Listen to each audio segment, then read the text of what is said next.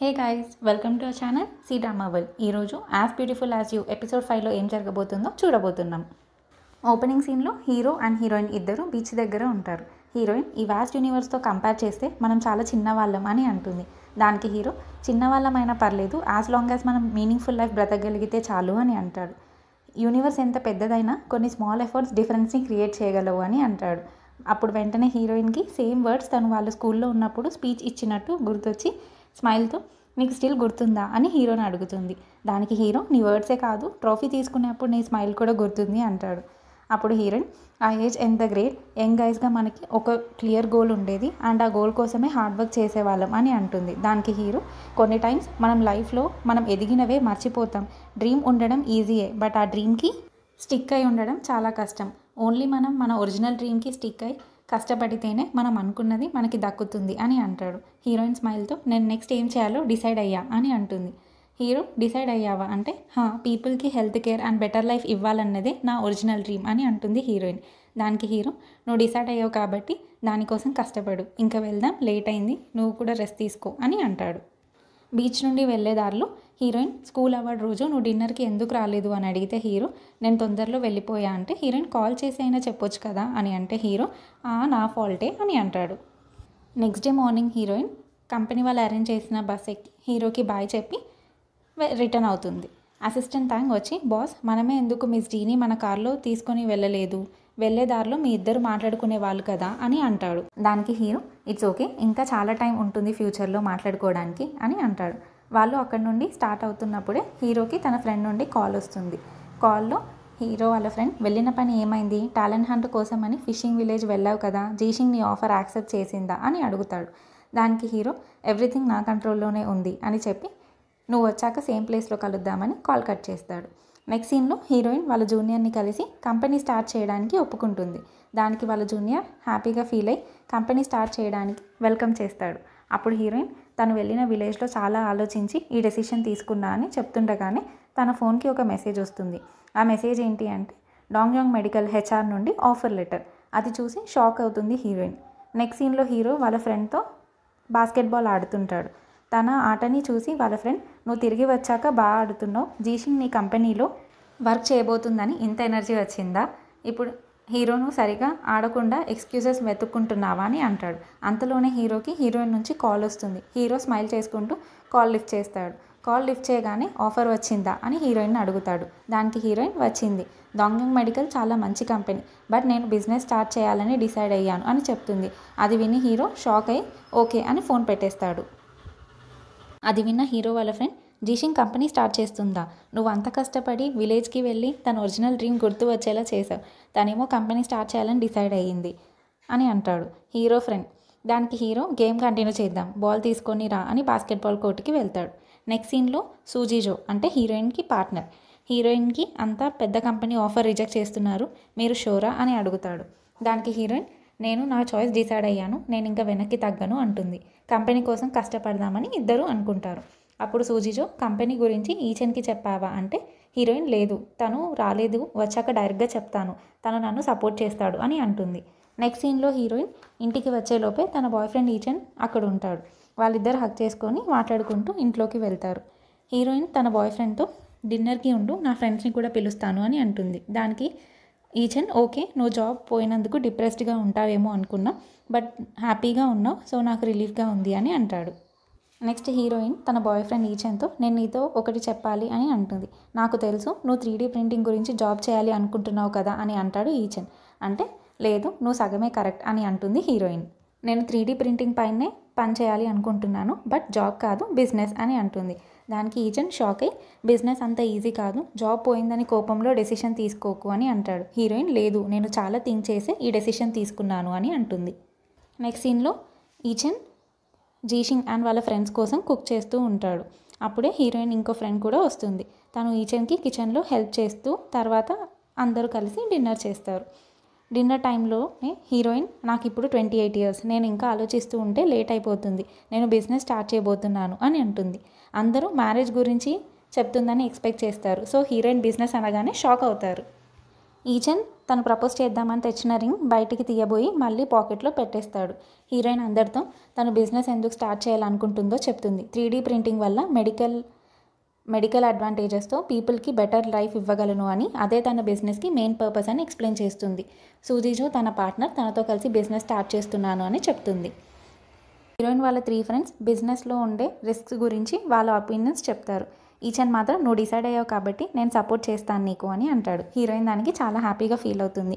అందరూ వాళ్ళు ఉన్న ఫీల్డ్స్లో హీరోయిన్కి హెల్ప్ కావాలంటే అడగమని ఆఫర్ చేస్తారు. తర్వాత వాళ్ళందరూ కలిసి డ్రింక్స్ తాగి డిన్నర్ చేస్తారు. ఈచన్ తన బ్యాంక్ కార్డ్ తీసి హీరోయిన్కి ఇన్వెస్ట్మెంట్ మనీలా యూస్ చేసుకోమని ఇస్తాడు. అప్పుడే కిచెన్లో గిన్నెలు క్లీన్ చేస్తూ ఉండగా హీరోయిన్ ఒక ఫ్రెండ్ ఈచన్తో నువ్వు జీషింగ్ని సపోర్ట్ చేస్తున్నావా అని అంటే, దానికి ఈచన్ తను స్టార్ట్ చేయాలనుకుంది చేయకుండా ఆపదు, సో నేను అందుకే తనని సపోర్ట్ చేస్తాను అని తక్కువ చేసినట్టు మాట్లాడతాడు. అది విన్న హీరోయిన్ తన బ్యాంక్ కార్డ్ తీసుకోవడం ఇష్టం లేక తిరిగి బ్యాంక్ కార్డ్ని ఈచన్ పాకెట్లో పెట్టేస్తుంది. నెక్స్ట్ డే మార్నింగ్ హీరోతో అసిస్టెంట్ మిస్ జీ కింద తన డిపార్చర్ ప్రొసీజర్స్లో ఉంది, మీరు వెళ్ళి మాట్లాడతారా అని అడుగుతాడు. దానికి హీరో అవసరం లేదు అంటాడు. అలా చెప్పి హీరో తన క్యాబిన్ నుండి బయటికి వస్తాడు. ఇంకో సైడ్ హీరోయిన్ తన వర్క్ ప్లేస్ నుండి తన బిలాంగింగ్స్ తీసుకొని తన ఎక్స్పీరియన్స్ డైరీ వాళ్ళ ఫ్రెండ్కి ఇచ్చి అక్కడ అందరికీ గుడ్ బై చెప్పి బయటికి వస్తుంటేనే తన బాయ్ ఫ్రెండ్ నుండి కాల్ వస్తుంది. కాల్ మాట్లాడి పెట్టేశాక హీరోయిన్ స్ట్రాబెరీ కేక్ కోసం ఆర్డర్ ఇస్తుంటే అక్కడికి హీరో వస్తాడు. సేమ్ ఓల్డ్ టేస్ట్, బ్యాడ్ మూడ్లో ఉన్నావా అని అడుగుతాడు హీరోయిన్ని. హీరోయిన్తో లెట్స్ టాక్ అని అంటాడు హీరో. బిజినెస్ స్టార్ట్ చేస్తున్నావా, ఎగ్జాక్ట్లీ ఏం బిజినెస్ అని అడుగుతాడు. దానికి హీరోయిన్ 3D మెడికల్ ప్రింటింగ్ అని ఆన్సర్ ఇస్తుంది. ఏదైనా అడ్వైస్ ఇస్తారా మిస్టర్ హాన్ అంటే హీరో లేదు, నేను ఆ డేర్ చేయను, నేను ఏదో అడ్వైస్ ఇచ్చి నువ్వు కంపెనీ స్టార్ట్ చేయాలని డిసైడ్ అయ్యావు, ఇంకా నేను అడ్వైస్ ఇస్తే నువ్వు అరోగెంట్గా అవుతావు అని అంటాడు. హీరోయిన్ నాకు తెలుసు, నేను మీ జాబ్ ఆఫర్ రిజెక్ట్ చేసినందుకు నేను అన్గ్రేట్ఫుల్ అంటే హీరో లేదు, అది నీ చాయిస్, ఏ జాబ్ అయినా సెలెక్ట్ చేసుకునేది నువ్వు అని అంటాడు. నేను ఇక్కడ జస్ట్ నువ్వు ఎలా లూజ్ అవుతావు, బిజినెస్ చేయడం స్టార్టప్ కంపెనీస్కి ఎంత కష్టం నేను ఇన్వెస్ట్ చేసిన కంపెనీస్లో చూశాను అని అంటాడు హీరో. దానికి హీరోయిన్ మీ ప్రాబ్లం ఏంటి అని అడుగుతుంది. నేను ఫెయిల్ అవుతానని ఎలా అంటారు అని అంటుంది. అప్పుడు హీరో ఫస్ట్ నీకు స్టార్టప్ క్యాపిటల్ అండ్ మంచి ఆఫీస్ స్పేస్ రెంట్కి తీసుకోవడం, కంపెనీ బేసిక్ ఆపరేషన్స్ అండ్ శాలరీస్కి మనీ ఇవన్నీ కష్టం అవుతాయి అని అంటాడు. దానికి హీరోయిన్ నేను మీ అంత రిచ్ కాదు, కానీ ఇన్ని ఇయర్స్ నేను సేవ్ చేసిన మనీ ఉన్నాయి, అవి కొన్ని డేస్కి సరిపోతాయని అంటుంది. దానికి హీరో స్టార్ట్ చేశాక నువ్వు స్టాప్ చేయలేవు, మనీ అయిపోతూనే ఉంటాయి, తర్వాత ఎలా సర్వైవ్ అవుతావు అని అడుగుతాడు. ఫండింగ్ తీసుకుంటాను అంటుంది హీరో దానికి నువ్వు ముందు ఎప్పుడైనా ఇన్వెస్టర్స్తో మాట్లాడావా, ఇన్వెస్టర్స్ ఏమైనా రిచ్ ఈడియట్స్ అనే నీ దగ్గర ఏం లేకుండా ఇన్వెస్ట్ చేస్తారు అని అనుకుంటున్నావా అని అంటాడు. దానికి హీరోయిన్ నాకు నా పార్ట్నర్కి కాన్ఫిడెన్స్ ఉంది అని అంటుంది. దానికి హీరో నువ్వు మెడికల్ రోబోట్స్ పైన వర్క్ చేసేదానివి, ఇప్పుడు సడన్గా 3D ప్రింటింగ్ అనుకుంటున్నావు, సక్సెస్ అవుతావని ఎలా అనుకుంటున్నావు అని అడుగుతాడు. అప్పుడు హీరోయిన్ మీరు జర్మనీ వెళ్లే ముందు మీకు జర్మన్ వచ్చా, పీపుల్ వాళ్ళ చుట్టూ ఉన్న ఎన్విరాన్మెంట్ని బట్టి చేంజ్ అవుతారు అని కేక్ పైన స్ట్రాబెర్రీ తిని అక్కడి నుండి లేచి హీరోకి బాయ్ చెప్పి వెళ్ళిపోతుంది. నెక్స్ట్ హీరోకి అసిస్టెంట్ నుండి కాల్ వస్తుంది. డాక్టర్ జియాంగ్ జీషింగ్ ఎప్పుడు జాయిన్ అవుతుంది అని అడుగుతున్నారు అని. హీరో నేను వేరే వాళ్ళని అరేంజ్ చేస్తానని చెప్పమని అసిస్టెంట్కి చెప్తాడు. నెక్స్ట్ సీన్లో హీరోయిన్ తన పార్ట్నర్ సూజీజోతో కలిసి వాళ్ళ బిజినెస్ కోసం ఆఫీస్ చూడడానికి వెళ్తుంది. ఆ హౌస్ని చూసి ఇదేనా నువ్వు చెప్పిన హౌస్, రెంట్ ఎంత అని అడిగితే రెంట్ ఏం లేదు, ఇది మా ఫాదర్ మన బిజినెస్కి ఇచ్చిన గిఫ్ట్ అని అంటాడు సూజీజో. తర్వాత ఇద్దరు కలిసి లాక్ ఓపెన్ చేసి లోపల చాలా డస్ట్ పట్టి ఉన్న రూమ్ని చూసి చాలా పెద్ద రూమ్ బట్ చాలా మెస్సీగా ఉంది అని అనుకుంటారు. కలిసి క్లీన్ చేయాలని డిసైడ్ అవుతారు. తర్వాత హీరోయిన్ తన సేవింగ్స్ కార్డ్ తన పార్ట్నర్ సూజీజోకి ఇస్తుంటే సూజీజో లేదు నేను ఈ మనీ తీసుకోలేను, ఇవి మీ ఫ్లాట్ కోసం అని అంటే లేదు తీసుకో అని ఇన్వెస్ట్మెంట్ కోసం తీసుకోమని అంటుంది హీరోయిన్. దానికి సూజీజో ఫస్ట్ నా మనీ యూజ్ చేద్దాం, మా ఫాదర్ నాకు సర్ప్రైజ్ ఇస్తా అన్నాడు బిజినెస్ కోసం అని అక్కడ ఉన్న లెటర్ చూసి షాక్ అవుతాడు. ఆ లెటర్లో వాళ్ళ ఫాదర్ నీ బిజినెస్కి ఇదే నేను ఇచ్చే క్యాపిటల్ అని రాస్తాడు. అది చూసి హీరోయిన్ తన మనీ యూజ్ చేద్దామని అంటుంది. తన మాట వినమని కార్డ్ పార్ట్నర్ పాకెట్లో పెడుతుంది. ఇద్దరు ఇంకో ఆఫీస్ క్లీనింగ్ స్టార్ట్ చేస్తారు.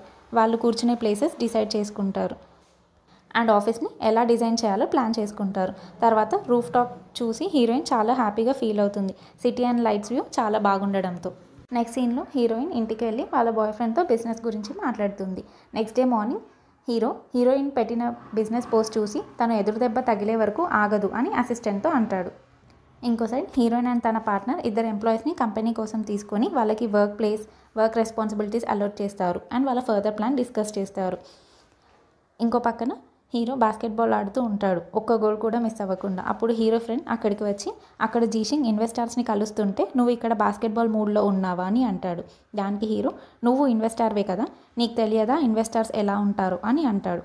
ఇంకో సైడ్ హీరోయిన్ మీట్ అయిన ఇన్వెస్టర్స్ అందరూ ఏదో ఒక రీజన్తో ఇన్వెస్ట్మెంట్ని డిసగ్రీ చేయడం తట్టుకోలేకపోతుంది. అదే టైంలో హీరో ఫ్రెండ్ హీరోని, నువ్వు ఇన్వెస్ట్ చేస్తావా, నువ్వు కూడా హార్డ్వేర్ అండ్ సాఫ్ట్వేర్ని కంబైన్ చేద్దాం అనుకుంటున్నావు కదా అని అంటే హీరో, లేదు ఇప్పుడు చేయను అని అంటాడు. హీరోయిన్ బ్యాంక్ లోన్ కోసం కూడా ట్రై చేస్తే బ్యాంకు వాళ్ళు స్టార్టప్కి ఇవ్వలేమని చెప్తారు. హీరోయిన్ అండ్ పార్ట్నర్స్ వాళ్ళ ఎంప్లాయీస్ గురించి డిస్కస్ చేసుకుంటుంటేనే హీరోయిన్కి హీరో అసిస్టెంట్ థ్యాంక్ నుండి కాల్ వస్తుంది. మిమ్మల్ని మిస్టర్ హాన్ రేపు 11కి కంపెనీలో మీట్ అవుదాం అనుకుంటున్నారు, మీకు టైం ఉందా అని. దానికి హీరోయిన్, రేపు నాకు వేరే వర్క్ ఉంది, నేను రాలేను, మిస్టర్ హాన్కి చెప్పండి అని ఫోన్ పెట్టేస్తుంది. తర్వాత సూజీజో ఎవరు కాల్ అని అడుగుతాడు. అప్పుడు హీరోయిన్ మిస్టర్ హాన్ అని చెప్తుంది. దానికి సూజీజో డాంగ్యాంగ్ మెడికల్ సీఈఓ మిస్టర్ హాంటింగా అని అడుగుతాడు.